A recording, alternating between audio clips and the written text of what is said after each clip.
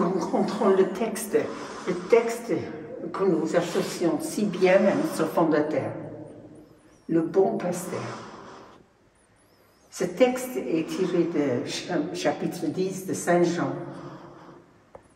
Je lis simplement la dernière phrase. « Je donne ma vie, personne ne me l'enlève, mais je le donne de moi-même. »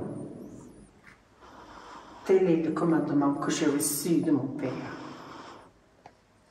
C'est effectivement le Père Gaëc qui s'est identifié à Jésus, le bon pasteur. Comment a-t-il vécu ces journées?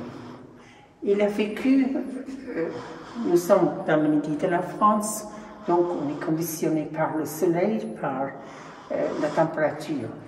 Levé à 3 heures du matin. À 5 heures, on le trouvait au confessionnal. Donc, la confession aux sœurs du Sacré-Cœur de Marie. Les sœurs étaient nombreuses à mesure que la congrégation a grandi. Après la messe, il s'est livré à ce qu'il appelait le travail. À la fois, il était au bureau, il lisait les pères d'église, il préparait ses conférences, mais aussi il recevait des personnes qui venaient des campagnes environnantes pour parler, pour se confesser.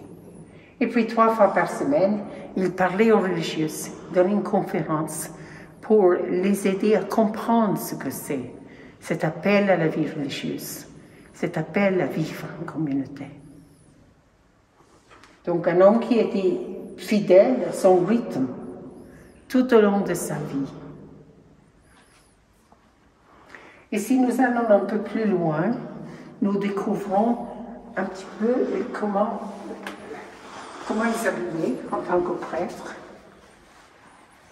Ces 2 manteaux, si on peut dire, qu'il a portés alors qu'il sortait, qu'il se promenait en ville.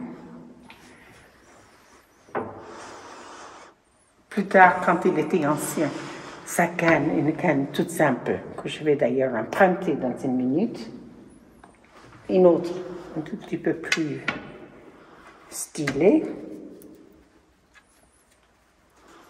et puis les parapluies. Les parapluies reçus pour le Sénostor et le bon vieux parapluie de tous les jours, un peu abîmé maintenant.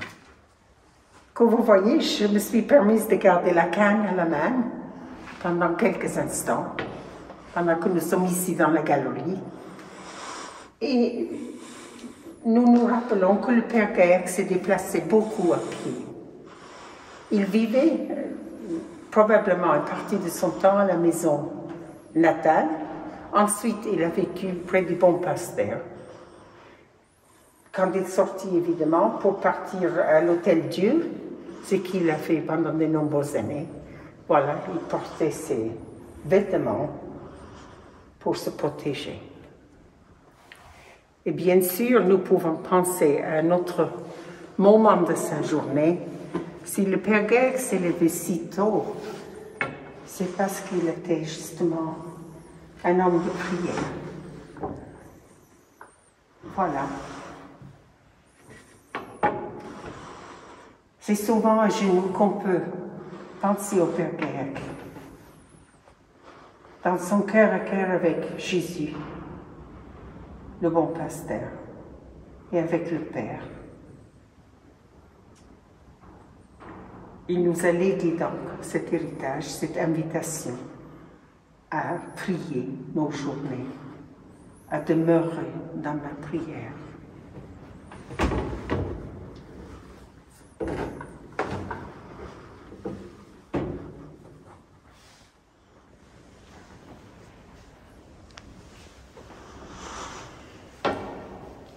Nous sautons un siècle, nous sautons 160 ans, et nous rencontrons ici une tête de Père Gaëc inspirée du buste mortuaire.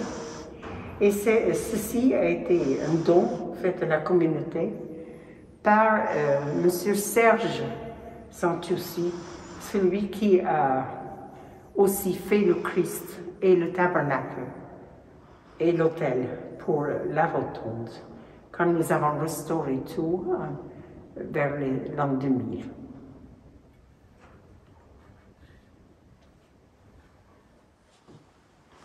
Nous sommes reconnaissants de Mary Green qui a fait cette phrase dans cette belle calligraphie. Notre mission comme religieuse du Sacré-Cœur de Marie consiste à connaître Dieu et le faire connaître. Aimer Dieu et le faire aimer. Proclamer que Jésus-Christ est venu pour que tous aient la vie.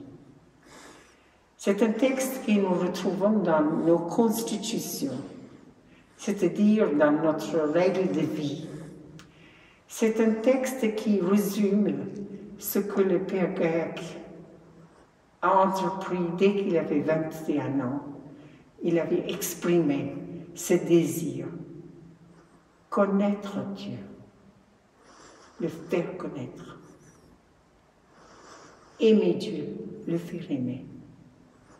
Proclamer par toute notre vie que Jésus est venu pour que tous aient la vie.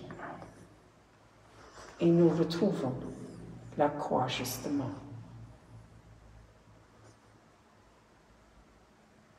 Cette mission, nous la vivons de diverses manières, dans diverses communautés, à travers divers pays. Et chaque fois, la mission prend une coloration différente suivant la culture et les qualités et compétences de nos sœurs et de nos collaborateurs qui assument aussi cette mission avec nous.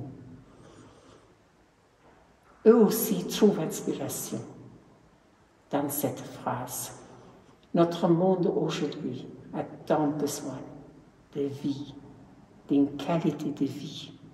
Et tous, sans exclusion,